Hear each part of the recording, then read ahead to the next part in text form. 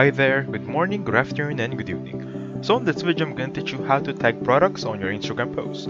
The first thing I want you to do is of course tap on settings right there, make sure everything is good. So let me just go back to landing page of settings. And then the first thing you want to do here is click on general, hop on software update. We just want to make sure all of the settings and all of the updates features are available on our devices, because sometimes Apple hinders features if you're not up to date. So anyway, you should see iOS is up to date on the very bottom part, even though you don't clearly see iOS 16.6 because you might be watching this on a later date.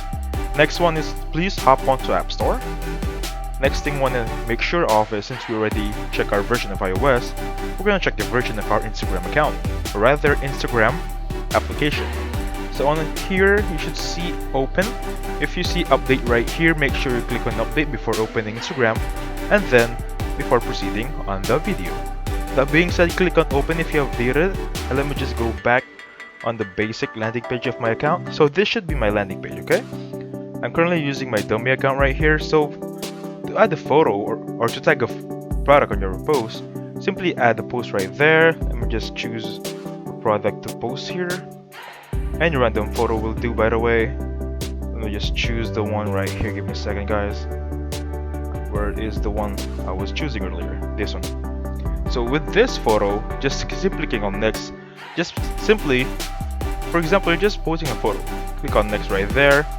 And then with this one, you should see under tag people, you see tag product right there. And since this is my dummy account and this is not a business account, rather this is a collaboration account or a influencer account, Instagram doesn't give me the feature just yet. There is certain statistics or quota, or rather requirements to have that feature. Let me just show you what to expect. So this is how it looks like. Under tag people, there's tag products. Simply tap that one and you'll simply tag your product with any item you can buy online, okay?